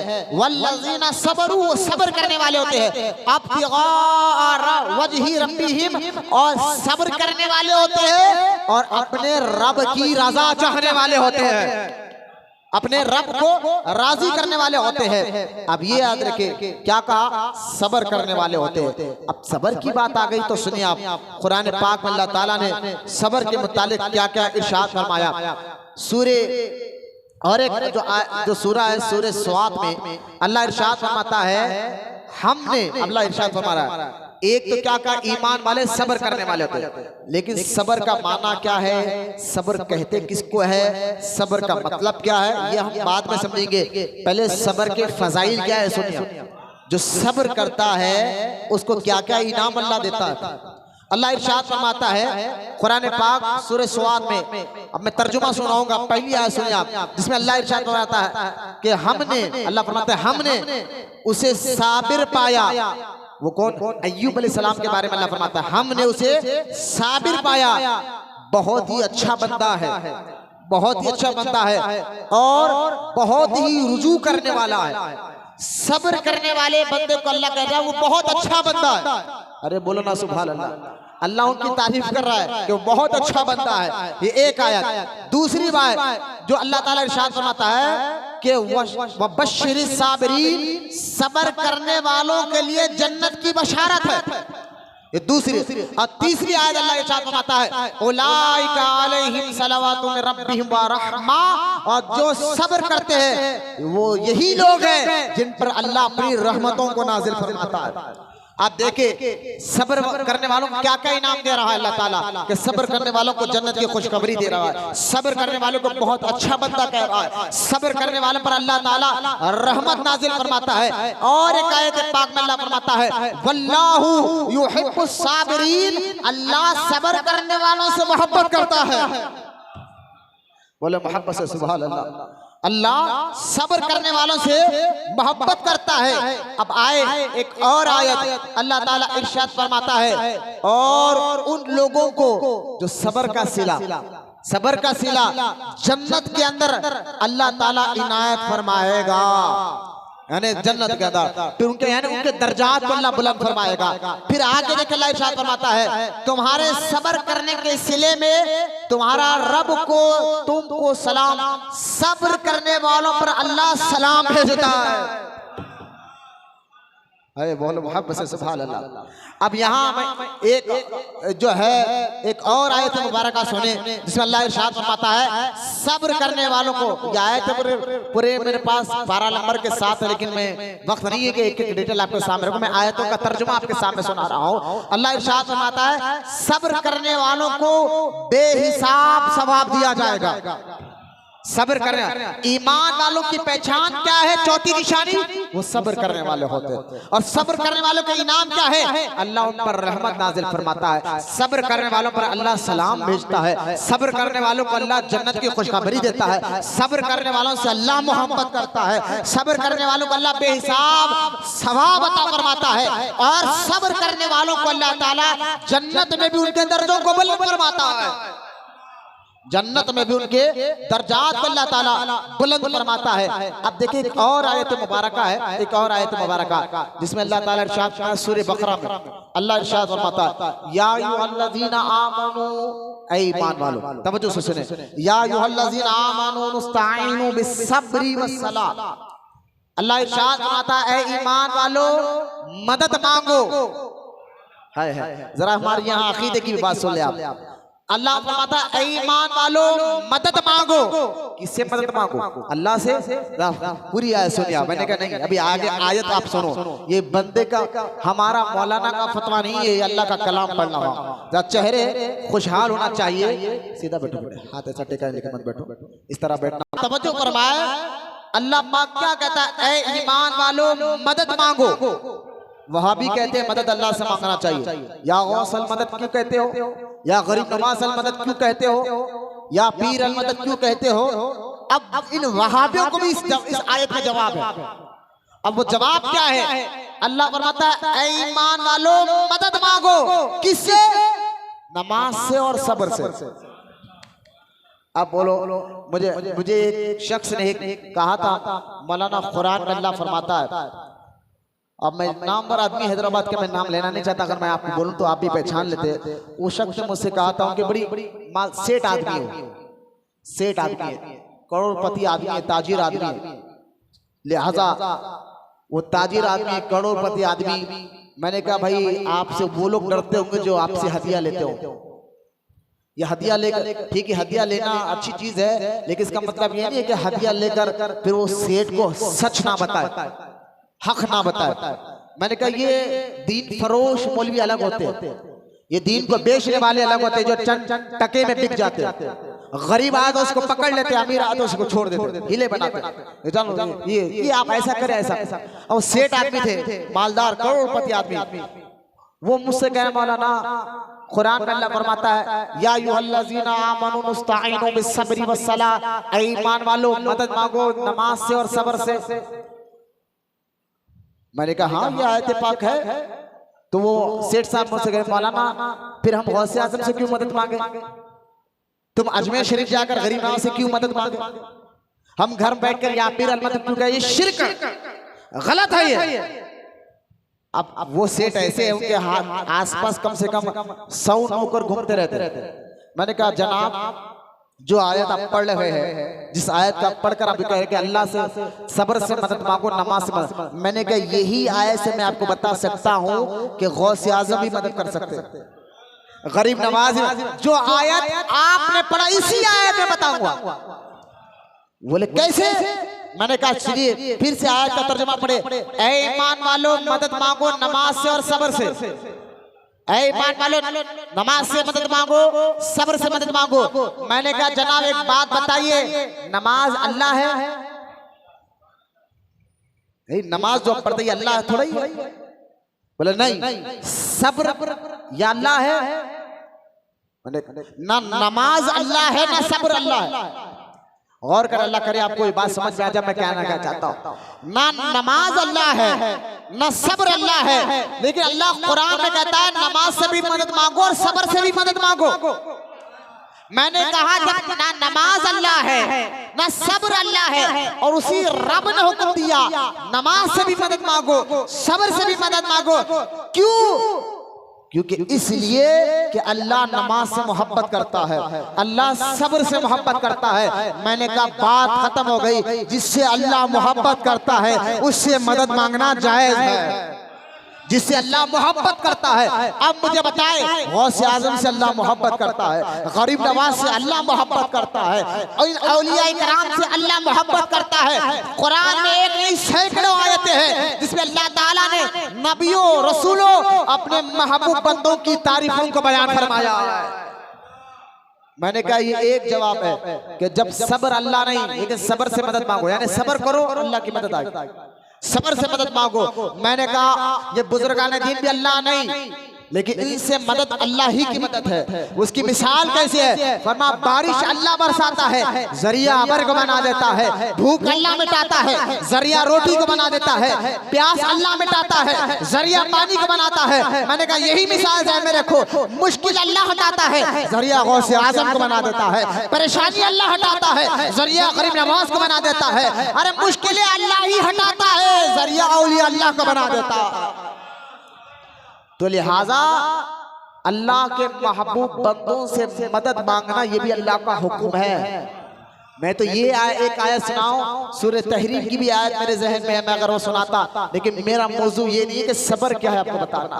सब्र के मुतालिक मैंने आपको जो है ये बातें आपको समझाया है। लेकिन आप देखें हुजूर सल्लल्लाहु ताला अलैहि वसल्लम, अभी हदीस सुनिए आप, सब्र के फजाइल, सब्र कहते किसको मैं आगे बताऊंगा, लेकिन पहले सब्र के आप फजाइल सुन रहे थे, अभी हदीस पाक सुने आप। अल्लाह के रसूल सल्लल्लाहु अलैहि वसल्लम ने एक दिन अंसार सहाबा यानी मदीना मुनव्वरा में सहाबा से फरमाया क्या तुम मोमिन हो? अल्लाह अकबर। हुजूर के पूछ रहे सहाबा से क्या तुम मोमिन हो? अर्ज किया जी हाँ या रसूलल्लाह हम मोमिन हैं, हम अल्लाह पर ईमान लाए, रसूल पर ईमान लाए, उसके तमाम नबियों पर ईमान लाए, क़यामत के दिन पर जन्नत दोज़ख सब पर ईमान लाए, हम मोमिन हैं। आपने फरमाया उसकी अलामत क्या है? तुम मुसलमान हो तो उसकी पहचान क्या है? हाय हाय बोलो मोहब्बत से सुभान अल्लाह। हदीस सुनिए मुकम्मल। अर्ज किया कि तुम मोमिन हो उसकी अलामत क्या है? अर्ज गुजार हुए कि हम नेमत पर, अल्लाह की नेमत मिलने पर सब्र और मेहनत पर शुक्र करते हैं। अल्लाह ताला की नेमत मिलने पर शुक्र भी करते हैं और सब्र भी करते हैं। तो अल्लाह ताला की क़ज़ा यानी उसकी रज़ा पर राज़ी भी है। हुजूर अलैहिस्सलातु वस्सलाम ने फरमाया मुझे रब की इज्जत जलाल की कसम, अल्लाह के रसूल फरमाते हैं सहाबा ने जब कहा हो हुजूर हम मोमिन हैं और इसकी पहचान ये है कि हम अल्लाह ताला की नेमतों पर शुक्र भी करते हैं और सब्र भी करते हैं। अल्लाह की नेमत मिलने पर अल्लाह का शुक्र भी अदा करते हैं, मुसीबत आने पर सब्र भी अदा करते हैं। अल्लाह के रसूल अलैहिस्सलातु वस्सलाम पर ये बात सुनने के बाद हुजूर कहते हैं कि सुनो मेरे रब की इज्जत और जलाल की कसम वाकई तुम मोमिन हो, तो वाकई तुम मोमिन हो। अब सुने आगे हजरत सैयदना अलीउल मुर्तज़ा रज़ी अल्लाह ताला फरमाते हैं ईमान का सर यानी ईमान को अगर एक जिस्म देख ले, जिस्म की तरह देखे ईमान को, तो हजरत अली मुर्तज़ा रज़ी अल्लाह ताला फरमाते हैं ईमान एक जिस्म की तरह है और जिस्म बगैर सर के बेकार, जिस्म जो है बगैर सर के बेकार। हजरत मौला अली फरमाते हैं ईमान एक जिस्म की तरह है, सब्र उसका सर है, सब्र जो है उसका सर है। अब ये हदीस पाक और मौलाए कायनात सैयदना अलीउल मुर्तज़ा रज़ी अल्लाह ताला अन्हु का ये कौल को ज़हन में रखे और आगे एक और कौल सुने सैयदना इमाम जाफर सादिक का रज़ी अल्लाह ताला अन्हु। इमाम जाफर सादिक फरमाते हैं सब्र का ताल्लुक ईमान से इस तरह है जैसे सर का ताल्लुक जिस्म से है। फिर जब फरमाते जब इंसान से सब्र निकल जाता है, जब इंसान के अंदर से सब्र निकल जाता है तो ईमान भी निकल जाता है। जैसे सर कट जाए तो जिस्म बेकार हो जाता है, इसी तरह एक ईमान वाले के अंदर से सब्र निकल जाए तो ईमान भी निकल जाता है। अल्लाह अकबर। ये सब्र के फजाइल आप सुने। अब आ जाए अहम मौजू पर कि सब्र कहते किसको है। ताकि ईमान वाले की ये निशानी भी हमारे मुकम्मल हो जाए और हमारा मौजू मुकम्मल हो जाए। सब्र ये अरबी लफ्ज है। ये सब्र जो है स्वाद बा रे, अलिफ बा ता से तो हम सब पढ़ते हैं ना, स्वाद बा रे, ये 3 लफ्ज को मिलाए तो मिलता है सब्र। और सब्र ये अरबी लफ्ज है, इसका माना है रुकना। सब्र का माना क्या है? सब मिलकर बोले ताकि मुझे पता चले आप सुन रहे, सो नहीं रहे। सब्र का माना रुकना है। अब किस चीज से रुके? किस चीज से रुके? उन कामों से अपने आप को रुकना जिस काम से रुकने का अल्लाह और उसके रसूल ने हुक्म अता फरमाया। बोले मोहब्बत से सुभान अल्लाह। सब्र का मतलब है रुकना, उन कामों से रुकना जिन कामों से रुकने का अल्लाह ने और उसके रसूल ने हुक्म अता फरमाया है। कि एक मुसलमान अपने आप को गलत गुनाह के काम से रोके रहता है तो समझ जाए वो सब्र वाला बंदा। अब ये बात ज़हन में रखे कि सब्र जो है एक इबादत में भी सब्र होता है। अब जैसा कि ये हज का महीना है, क्योंकि ज़िलक़ैदा, शव्वाल, ज़िलक़ैदा, ज़िलहज्जा, ये 3 महीनों को हज का महीना कहा गया। लाखों लोग हज के लिए जा रहे हैं। सब्र जो है ना रुकने को कहते हैं। यानी एक बंदा इबादत यानी नफ्स कहता है अल्लाह की इबादत छोड़, सब्र कहता है इबादत कर, लेकिन उस करना कैसा है? तो असल जिसके अंदर सब्र हो तो फिर वो इबादत को सीख कर करता है। तो इबादत सीखने का नाम भी सब्र है। एक नमाज मिसाल के तौर पर, नमाज के बारे में जब आपके अंदर अल्लाह की मोहब्बत आ जाए, रसूल आना चाहिए, अल्लाह तमाम के दिल में अल्लाह रसूल की मोहब्बत को दाखिल फरमाए। बंदा जब नमाज से मोहब्बत करता है तो पहला काम क्या करता है? नमाज सीखता है। और नमाज सीखता है और बड़े सब्र के साथ सीखता है। खड़ना कैसा है, रुकू कैसे करना है, सजदा कैसे करना है, अत्तहियात में नजर कैसे करना है, और तहरत सीखता है। क्योंकि नमाज की असल जड़ तहरत है। तहरत ना हो तो नमाज नहीं, कोई इबादत नहीं, लिहाजा तहरत सीखता है। तो ये तमाम चीजें सीखता है बड़े सब्र के साथ, इत्मीनान के साथ, क्योंकि सब्र उसके अंदर है तो इबादत को सीखता है। अब अगर हज को देख लिया, हज क्या है? हज के अंदर हाजी को मैं समझता हूँ सबसे ज्यादा किसी चीज की जरूरत होती है तो वो सब्र की। क्यों? क्योंकि बंदा जब 8 शव्वाल को, हज है क्या? बंदा जो है 8 शव्वाल जैसा 8 ज़िलहज्जा, हज का जो महीना आता है 8 तारीख को, ज़िलहज्जा की 8 तारीख को बंदा जो है फजर की नमाज से अपने होटल से निकलता है, हरम से होटल से निकलता है और मीना के मैदान में जाता है ज़ोहर से पहले पहले। तो ये जो हाजी हज करके आए हैं तो आप उनसे पूछे कितनी भीड़ होती है, चलना कितना मुश्किल होता है। उस वक्त बंदे को चिड़चिड़ापन भी आता है। भाई चिड़चिड़े बंदे क्या है, बाजुक से भी कोई गए तो गालियां दिए जाते, झिड़कियां दिए जाते, घूर के देखते हैं। मैंने कहा हज के मौके पर तो चलने जगह नहीं होती है एक हाजी को। जब वो मीना के मैदान की तरफ जा रहा होता है, ज़ोहर से पहले उसको जाना होता है, तो अब बंदे के कोई पैदल जा रहा है, ज़ईफ लोग गाड़ियों पर जा रहे हैं, लेकिन जब बंदा चलता है भीड़ इतनी होती है, एक दूसरे को ठकली इतनी होती है, उस वक्त गुस्सा आता है, उस वक्त ना जाने क्या क्या तकलीफ होती है। तो बताइए उस वक्त हाजी अगर सब्र करे, और करना भी चाहिए, उस वक्त सीधा बैठिए, अगर कोई तकलीफ है तो कुर्सी पे बैठिए टेका लेकर, मतलब इस तरह के मत बैठिए सुस्ती कहली के जरिए, मेरी तरफ देखे, आप उधर उधर मत देखे। लिहाजा टेका लेकर बैठेंगे, नींद का झटका लगेगा, वजू टूट जाएगा। अगर कमर में दर्द है तो आप टेका ले सकते हैं, कुर्सी पे भी बैठिए। लिहाजा मेरी बातों को एक सामने फ्रेंड वाले तो चेहरे अच्छे होता, बिल्कुल सब्र करना पड़ता है। और फिर मीना के मैदान में पहुंच गए, फिर रात गुजर गई, फिर जैसे ही 9 अरफा की सुबह लगती है, फिर वो अरफात के मैदान में जाता है। उस वक्त पब्लिक गर्मी ढकलम ढकी, फिर वो वक्त से पहले पहुंचना, मैंने कहा यहाँ अरफात के मैदान में सब्र, फिर मुज़दलिफा के मैदान में रात में आता है, वहाँ रात गुजारना होता है, वहाँ सब्र। तो हज क्या है? एक सब्र। तो सब्र रुकना कहते हैं।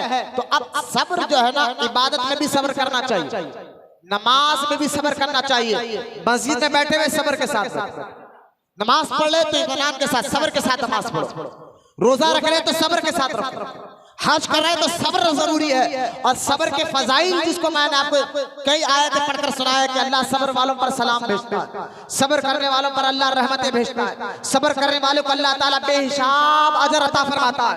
ये तमाम जहनों को, ये इनामत को भी जहन में रखे। तो इबादत में सब्र, नमाज में सब्र, यहाँ तक कि आप देखें सब्र के अगर और देखा जाए तो सब्र की दो चीजें मैं आपको बताता हूँ। एक है सब्र इख्तियारी, है अल्लाह करे आपको समझ में आ जाए। हजरत इब्राहिम बिन अदहम रहमतुल्लाह ताला अलैह जो ख्वाजा गरीब नवाज के दादा पीर है, इन बुजुर्गान दीन से मुझे इब्राहिम बिन अदहम रहमतुल्लाह ताला ख्वाजा गरीब नवाज रहमतुल्लाह ताला अलैह से किसी ने उनसे कहा, हुजूर आप जब भी देखो आपके चेहरे पर यानी खुशहाली रहती है, क्या वजह है? फरमाया इब्राहिम बिन अदहम आने के सारी जिंदगी पैदल चलते। फरमाया मेरे पास कुछ खास सवारियां है। बोले मोहब्बत से सुभान अल्लाह, खास सवारियां है। लोगों ने पूछा हुजूर वो क्या? इब्राहिम बिन अदहम इतने, मैं इनकी सीरत बोल नहीं सकता, बस इतना समझ आए ये ख्वाजा गरीब नवाज के भी दादा पीर है। अंदाजा करें, इब्राहिम बिन अदहम से पूछा गया हुजूर हर वक्त इत्मीनान कैसे होता है आपके चेहरे पर, दिल पर? फरमा के देखो मेरे पास कुछ ऐसे खास स्पेशल सवारी है, वक्त होने पर वो निकालता हूं। लोगों ने कहा हुजूर वो कौन सी सवारी है ताकि हमें भी पता चले? सुनो, जब मुझे कोई खुशी मिलती है, कोई अल्लाह ताला की तरफ से नेमत मिलती है, तो मेरे पास एक सवारी है, उस सवारी को कहते हैं शुक्राना। क्या मिसाल देकर सका, मैं शुक्राना की सवारी करके अल्लाह का शुक्र अदा करता हूँ कि अल्लाह तेरा शुक्र है मुझे तो ये नेमत अता फरमाया, ये खुशी अता फरमाई, ये इनाम अता फरमाया।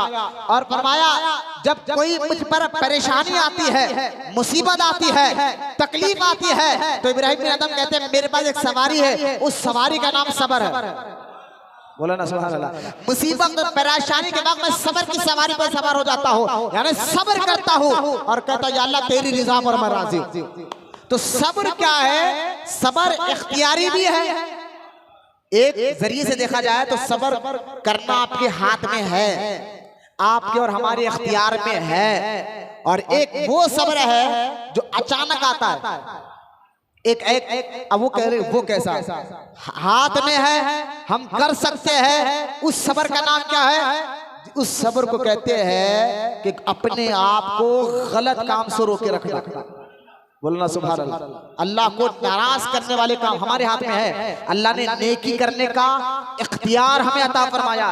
कुरान पाक में अल्लाह ताला ने बयान फरमाया हमने नेकी और बदी को तुम्हारे सामने रख दिया और तुम्हें पत्थर की तरह माजूर नहीं इख्तियार वाला बनाया है। अब तुम्हारे हाथ में है अपने इख्तियार से नेकी को चुनो या बदी को चुनो। लिहाजा ये इख्तियार वाला यानी अपने आप को गलत कामों से रोके रहना, ये जो है सब्र है इख्तियार वाला। बोलो मोहब्बत से सुभान अल्लाह। इख्तियार वाला सब्र। और एक सब्र है अचानक कोई मुसीबत आ जाए, अल्लाह अल्लाह, अचानक कोई मुसीबत आ जाए, उस अचानक वाली मुसीबत पे सब्र कर। जैसा कि देखिए अच्छे खासे के अचानक टक्कर हो जाए, पैर टूट गए, आग लग गई, माल नुकसान में आ गया, अचानक कोई मुसीबत आ जाए, क्योंकि अल्लाह ताला हर ईमान वाले का इम्तिहान लेता है। कुरान पाक में अल्लाह ने फरमाया तुम्हारा इम्तिहान लूंगा, वला नबलुवन्नकुम बिशैइन मिनल खौफि वल जू'i व नक्स मिनल अमवाली वल अनफुसि वस समरात। अल्लाह फरमाता है ऐ ईमान वालों मैं तुम्हारा इम्तिहान लूंगा, कभी माल देकर खींच कर देखूंगा, कभी रिस्क देकर खींच लूंगा, देखूंगा। अब माल मिला तो बहुत अल्लाह अल्लाह कर रहा था, जरा खींच लो, अब अल्लाह अल्लाह करता है नहीं करता। कभी मुसीबत तुम्हारे बच्चों के जरिए आजमाऊंगा, तुम्हें माल के जरिए आजमाऊंगा, तुम्हें औलाद के जरिए आजमाऊंगा। तो तमाम ये मुसीबतें हर ईमान वाले के साथ इम्तिहान होगा। और उस वक्त जो बंदा सब्र करता है अल्लाह ताला इरशाद फरमाता है वबश्शिरी साबिरीन, ऐसे सब्र करने वालों को खुशखबरियां है जन्नत की। बोला मोहब्बत से सुभान अल्लाह। तो लिहाजा सब्र जो है अचानक मुसीबत आ जाए, कोई परेशानी आ जाए, यानी कोई माल नुकसान हो गया, कोई तकलीफ आ जाए, उस वक्त सब्र करना। अल्लाह अल्लाह। अब मैं एक हदीस आपको सुनाता कि आपका ईमान, दो हदीस मैं आपको सुनाता हूँ कि किस तरह, क्योंकि सहाबा इकराम की जिंदगी क्या है हमारे लिए आइडियल है। आप देखें साहबा किराम की जिंदगी को। आज हमें हिम्मत मिलती है। एक सहाबी की शादी हुई और वो उनको जो बीवी थी बड़े नेक। अल्लाह, हर मुसलमान को ये खास तौर पर अगर बीवी नेक मिली तो घर जन्नत हो जाता है, यकीनन। आज जो अलमिया है ना हमारे घरों का, घरों में खैर बरकत नहीं है तो बहुत सी वजह, उनमें एक वजह औरत का अच्छी नहीं होना, बेपर्दगी का आलम देख लिया, बेहयाई का आलम देख लिया। मैं हर माँ बहनों की बात नहीं कर रहा हूँ, लेकिन आज देख ले घरों का हमारे हाल क्या है। फिल्में ड्रामे देखकर औरतें इतने दीन से दूर हो गई है। आज तो इल्ला माशाल्लाह, मैं हर औरत की बात नहीं कर रहा हूँ, कुछ औरतों को तो कलमा का मतलब नहीं मालूम है। ये हाल हमारे घरों का, मुस्लिम घरों का। सुबह अगर घर में हमारे घर से कुरान की तिलावत, नमाज की आवाज आना चाहिए था घरों से, लेकिन आज सुबह में ओम भूम शोम की आवाजें आती है घर के अंदर। क्योंकि अगर औरत शरीफ हो तो बच्चा भी नेक पैदा होता है। अल्लाह हमें नेक सहले औलाद अता फरमाए। इसलिए हुजूर अलैहिस्सलाम ने फरमाया, कोई औरत को खूबसूरती देखकर शादी करता है, कोई औरत के खानदान को देखकर शादी करता है, और कोई औरत की दौलत को देखकर शादी करता है। सरकार ने फरमाया तुम खूबसूरती मत देखो। अल्लाह करे उन नौजवानों को, ये मेरे हमारे और आपके नबी अलैहिस्सलाम को अल्लाह ने कामिलुल अक्ल अता फरमाई। मैं अक्सर ये बात कहता हूँ, और हुजूर जो कहते वो बड़े से बड़ा अक्लमंद वो बात समझा नहीं सकता जो हुजूर ने समझा दिया। जो हुजूर क्या बात कहते और आज इस बात पर अमल करे तो हमारे घरों में अमन सुकून होगा। हुजूर ने फरमाया औरत मालदार है, पैसा देकर शादी मत करो, खूबसूरती देकर भी शादी मत करो, खानदान देकर भी शादी मत करो। लेकिन आज जो शादियां हो रही है तीन वजह, ये तीन चीज को देखा जा रहा है, या तो खूबसूरती, या तो पैसा, या तो खानदान। और हुजूर फरमा रहे ना ना, अगर तुम अमन चाहते हो, सुकून चाहते हो, तो पैसे वाली, मालदार, खानदान, या जो है खूबसूरती को देखकर रही, हुजूर फरमाते हैं दीन को देखकर शादी करो। दीनदार नेक औरत को देखकर निकाह करो, क्योंकि जिसके घर में नेक औरत आ जाती है अल्लाह ताला उसकी नस्ल में भी बरकत अता फरमाता है और खैर बरकत के दरवाजे खोल देता है। आप देखे पहले की जो ख्वातीन थी अल्लाह रसूल से ऐसी अटूट मोहब्बत करती थी कि कोई उनको जो है हर वक्त वो, यहाँ तक कि आप पहले की औरतों को देखे अपने बच्चों को भी ये ताकीद कर करते, बेटा एक आना भी लाना तो हलाल का पैसा लाना। देखिए आज की औरत अगर पैसे ना लाए तो फिर चीखा पुकारा करती है, मेरा मर्द तो ऐसा है, ये पैसे नहीं लाता, ये परेशानी है, ये बस शिकायतों की एक लंबी फेरिस्त आप सुन लीजिए औरतों से। और फिर शौहर की इज्जत, अगर बेटा है तो बेटे की इज्जत, फिर बेटा या शौहर कैसे भी ला, बस पैसे लाना चाहिए। ये आज जो दीन से दूर है उन औरतों का हाल है। लेकिन दीनदार औरतें कैसे होती है सुनिए अभी हदीस पाक है। बोलो, एक सहाबी की शादी हुई, निकाह हुआ, निकाह होने के बाद वो सहाबी रसूल कहते मेरी बीबी इंतहाई फरमाबरदार, हद से ज्यादा फरमाबरदार, यानी दुख हो, तकलीफ हो, सुख हो, क्योंकि कुरान में अल्लाह ने बहुत प्यारी मिसाल दी मियाँ बीवी के लिए। अल्लाह ने मिसाल दी, अल्लाह अगर मिसाल देकर समझा रहा तो अल्लाह ने कुरान में मियाँ बीवी को कहा कि तुम एक दूसरे के लिबास हो। है क्या बेहतरीन निशान अल्लाह ताला ने मियाँ बीवी को कहा तुम एक दूसरे के लिबास हो। लिबास क्या है? लिबास आपको हर ऐब को छुपाता है, आपके ऐब को छुपाता है। लिबास आपको इज्जत दिलाता है, लिबास आपको शोहरत दिलाता है, लिबास आपको ऐब को छुपाता है, लिबास आपके शर्म को पर्दा करता है। लिहाजा अल्लाह ताला ने कुरान में फरमाया मियाँ बीवी एक दूसरे के लिबास है। लेकिन आज देखिए वही औरत अपने शौहर की इज्जत बहनों के सामने, भाइयों के सामने, अम्मा बाबा के सामने, खानदान के सामने, पड़ोसियों के सामने इज्जत निकाल कर रख रही है, चीखे मार मार कर कि भाई कुछ भी हो जाए बस हमें पैसा चाहिए, अच्छा लिबास चाहिए, अच्छा खाना चाहिए, चाहे तुम कैसे भी कमा कर लाओ। हो गया ना हुजूर ने क्या फरमाया? दीनदार करो खुश रहो। बोला ना सुभान अल्लाह। मैं हैदराबाद की बात बताओ, एक जोड़े को मैं जानता था, शादी हुई, शादी होने से पहले नौजवान बच्चा वो टिकटॉक था एकदम, यानी हीरो था। अब मोहब्बत से जनाब शादी कर ली, टिकटॉक थे, यानी यूं समझे कि समझाने के लिए उनका उठना बैठना चलना फिरना पूरा हीरो वाला स्टाइल था। अब शादी आप देख ले, कई मिसालें आपको भी मिलेंगे मेरे, ये जो मैं दे रहा हूँ ये तो मैं आंखों देखी कानों सुनी बात सुना रहा हूँ, आपने कई चीजें सुने और देखे भी हो।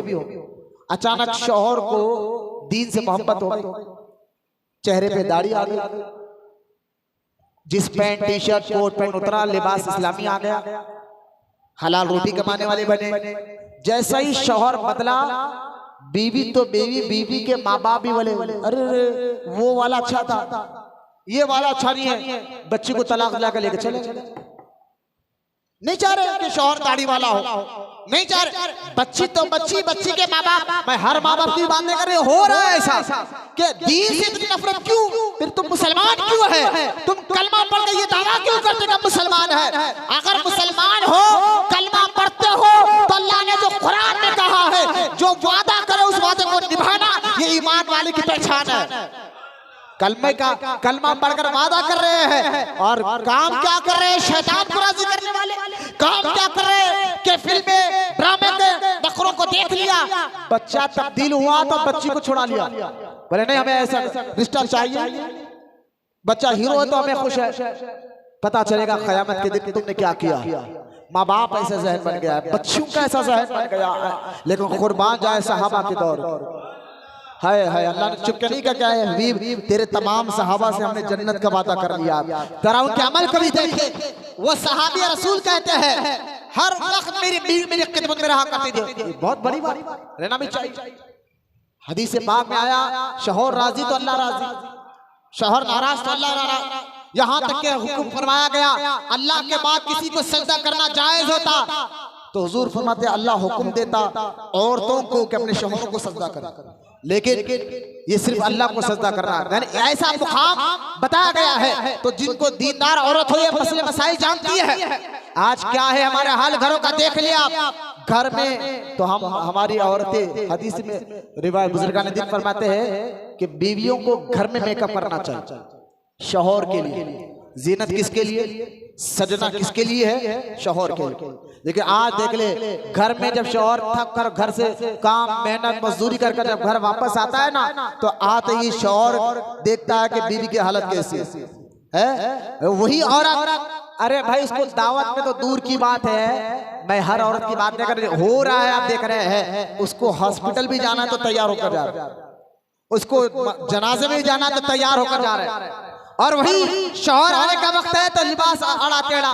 तो ये हाल हो गया कि जीनत आपको आज के औरतों में या तो दावतों में नजर आ रही है या तो हॉस्पिटल जाने के लिए नजर आ रही है, जबकि सजना सजाना इबादत है औरत के लिए। कब वो सजना सजाना औरत अपने शौहर के लिए करे। लेकिन सहाबा का दौर देखो, बोले वो सहाबी कहते हैं हर हाल से मैं खुश था, बैठ जा बेटे भाई, ऐसा नहीं। इससे आई और आकर मुझसे कहने लगी कि आप मुझसे राजी है। शौहर ने कहा कि मैं बहुत राजी हूँ तुझसे, तेरा अदब तेरी मोहब्बत देखकर मैं तो खुश हूँ, अल्लाह से दुआ कर रहा हूँ। तो उस औरत ने कहा कि आप एक बात मैं आपसे कहना चाहूँ, मेरी बात सुनेंगे? तो शौहर तो पहले से बहुत खुश था बीवी के कामों से, वो खुश होकर उस सहाबी रसूल ने कहा हाँ हाँ बताइए क्या आपको जरूरत है, मैं करने के लिए तैयार हूँ। तो उस औरत ने कहा मैं चाहती हूं कि आप मुझे तलाक दे दें। अये है सहाबा का दौर, हुजूर के दौर पर आप मुझे तलाक दे दे। शौहर ने कहा ये क्या बात है, क्या मुझसे कोई तकलीफ? जिस तरह तुम मेरी इज्जत करते हो, मुझसे मोहब्बत करते हो, वही ख्याल तो मैंने तुम्हारा भी रखा है, कोई तकलीफ नहीं दी है, फिर आप मुझे इससे तलाक क्यों चाहते? वो औरत कहने नहीं, बस आपने कहा कि मैं राजी हूं तो मुझे खुश करने के लिए आप मुझे तलाक दे दे। अच्छा ये हुजूर की बारगाह। वो सहाबी कहते हैं बड़े समझाने के बाद भी मेरी बीवी नहीं मानी, मैं अपनी बीवी को लेकर तलाक के लिए हुजूर की बारगाह में जा रहा था, और रास्ते में हम जा रहे हैं, अचानक कुछ ऐसा हादसा हुआ कि शौहर का पैर टूट गया। अभी पहुंचे हुजूर की बारगाह में, कुछ ठोकर लगी, कोई ऐसा हादसा हुआ, वो सहाबी रसूल का पैर टूट गया। बीवी ने कहा फौरन घर चलिए, तलाक नहीं चाहिए। बोलो ना सुभान अल्लाह। है क्या अल्लाह से मोहब्बत करने वाली, आखिरत से मोहब्बत करने वाली, नेकियों से मोहब्बत करने वाली औरतें, कहा तलाक नहीं चाहिए, घर चलिए। घर आने के बाद सहाबी ने पूछा राज क्या है? पहले तो तलाक तलाक कहा, जब तलाक देने के लिए हुजूर की बारगाह में जा रही है, हादसा हो गया। अब कहती है तलाक नहीं चाहिए। वो औरत कहती है कि मेरे सरताज, मेरे शौहर, मैंने अपने कानों से हुजूर से सुना है, अल्लाह जिससे मोहब्बत करता है उन पर मुसीबतें देकर आजमाता है, उन पर मुसीबतें देकर आजमाता है। इतने साल हुआ आपसे शादी होकर, आप पर कोई मुसीबत नहीं आई तो मैं डर गई। हाय हाय, मैं डर गई कहीं मेरे शौहर से अल्लाह नाराज तो नहीं, कि कोई तकलीफ कोई मुसीबत नहीं आई। अब मुसीबत आ गई, अब इस मुसीबत में मैं सब्र भी करूंगी और अल्लाह से राजी भी रहूंगी। बोला मोहब्बत से सुभान अल्लाह। वो सहाबी रसूल कहते हैं अल्लाह का, यानी उन औरतों का ज़हन देखे कि अपने शौहरों को आजमाते देखते थे कि मुसीबत आती है नहीं आती। और आज की औरतें शौहर कैसे भी लाए, कमाई नहीं आ रही, मैं ऐसे औरतों में हजरत हमारा कारोबार नहीं चल रहा शौहर का, जरा कोई वजीफा बता दे, कोई आप जिक्र बता दे, कुरान की तिलावत करे, सूरह बकरा पढ़े। यही चीजों में हमें कुरान याद आता कब है? या तो मौता के वक्त याद आता है, या कोई बीमार पड़ गए तो याद आता है, या कोई परेशानी आ जाए तो कुरान पढ़ना याद आता है। और तो कहीं हाल हो गया है, दीन से, शरीयत से, नमाज से, इबादत से कोई मतलब नहीं है, न हलाल से मतलब न हराम से मतलब है।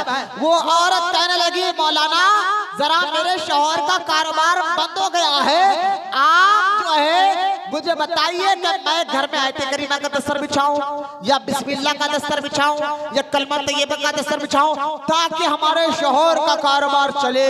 उसमें मैंने कहा ठीक है भाई, अच्छी बात है, अच्छी बात है। अगर कारोबार नहीं चल रहा है तो कोई औरत घर में कलमा का दस्तर बिछा रही है, कोई बिस्मिल्लाह का दस्तर बिछा रही है, कोई कुरान की तिलावत कर रही है। जरा मैंने पूछा जरा एक बात बताइए, आपके शौहर करते क्या है, काम क्या करते हैं?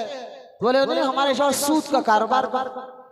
अस्तगफिरुल्लाह, ला हौला वला कुव्वता इल्ला बिल्लाहिल अज़ीम। हराम कारोबार, अल्लाह को नाराज करने वाला काम शौहर कर रहा है। और बीवी कलमा पढ़कर कहती है दस्तर बिछाकर मेरे शौहर को कारोबार, या अल्लाह की तरक्की दे, अल्लाह रहम करे। दौर कैसे आ गया मैं आपको बता रहा हूँ। दीन से दूरी की वजह से ये बातें, सब्र से दूरी की वजह से ये बातें, तो ये हाल आज की औरतों का हो गया है कि मुसीबत के वक्त वो बर्दाश्त नहीं करना चाहती शौहर को मुसीबत। और वो मुकद्दस खातून थी।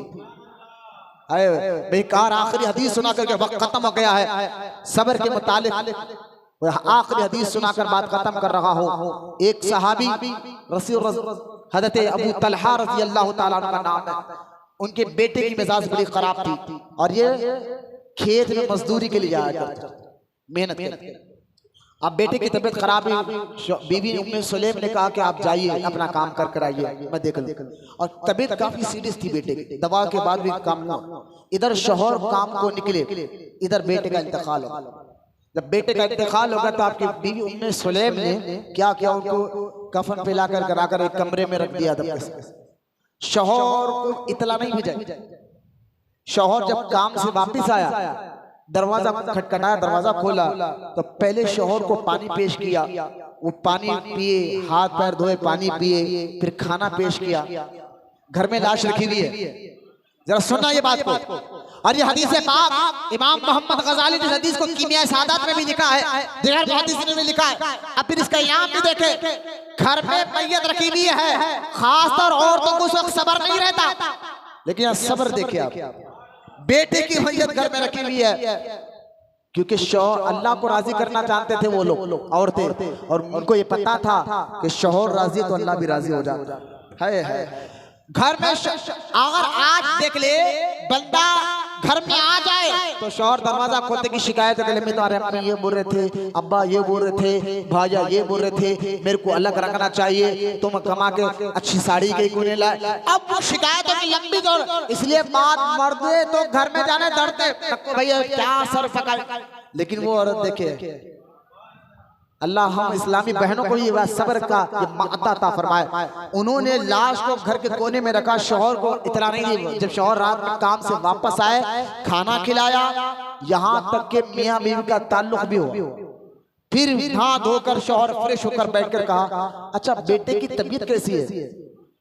तो उन्होंने कहा, शौहर बीवी ने कहा, एक बात बताइए, अगर हमारे पास कोई अमानत रखा है और वो अमानत जो है कोई आकर आधी रात के वक्त भी आपसे कहे कि मेरी अमानत दो, तो हुजूर क्या कहते इसके बारे में? वो साहबी रसूल अबू तलहा ने कहा फौरन देना चाहिए।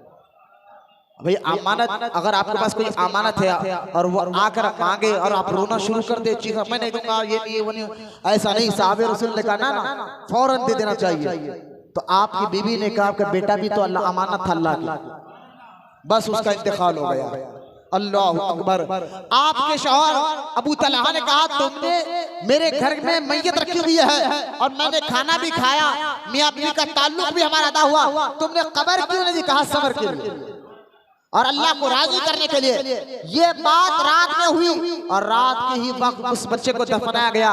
जब सुबह के वक्त हजरत सैयदना अबू तलहा रज़ी अल्लाह ताला अन्हु हुजूर की बारगाह में जाते हैं, तो जैसा ही जाते हैं अल्लाह के रसूल अलैहिस्सलाम ने अबू तलहा को देखकर, अभी इन्होंने कुछ कहा नहीं, ये हुआ है, कुछ कहने से पहले अल्लाह के रसूल ने फरमाया अबू तलहा कल वाले काम से अल्लाह तुझसे भी राजी हो गया, तेरे बीवी से भी राजी हो गया है।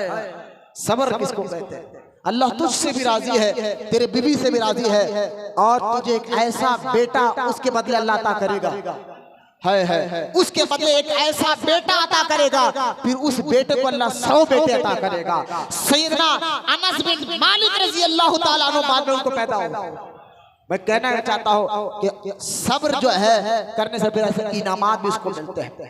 ईमान वाले की पहचान, बात खत्म कर रहा हूँ, जो कुरान पाक में जो नए बच्चे आए हैं उनके लिए कह रहा हूँ। हम 13वां पारा सूरे रात आयत नंबर 19 से 21 की तफसीर कर रहे थे, और इस बारे में अल्लाह ताला ने ईमान वालों की पहचान बताई, और उनकी पहली पहचान क्या बताई कि वो अक्लमंद होते हैं।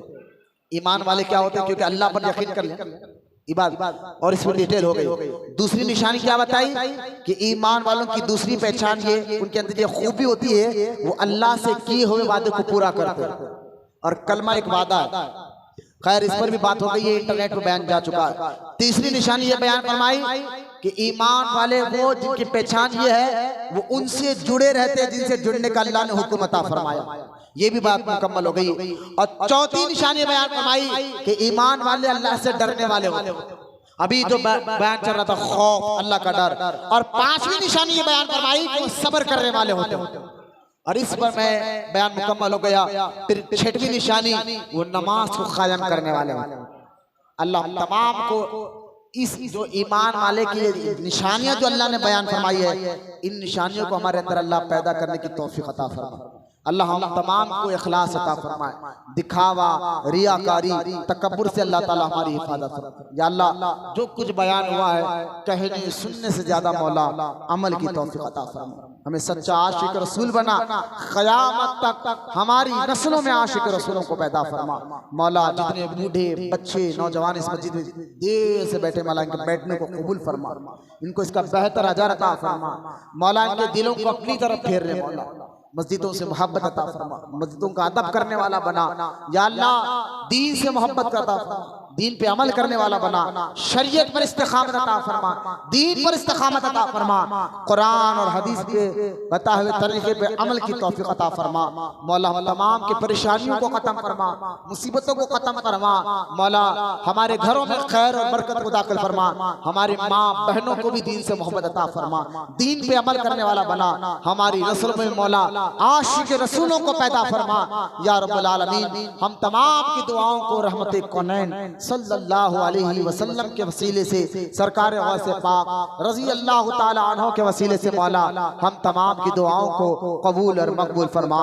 वमा अलैना इल्लल बलाग वल्हम्दुलिल्लाहि रब्बिल आलमीन।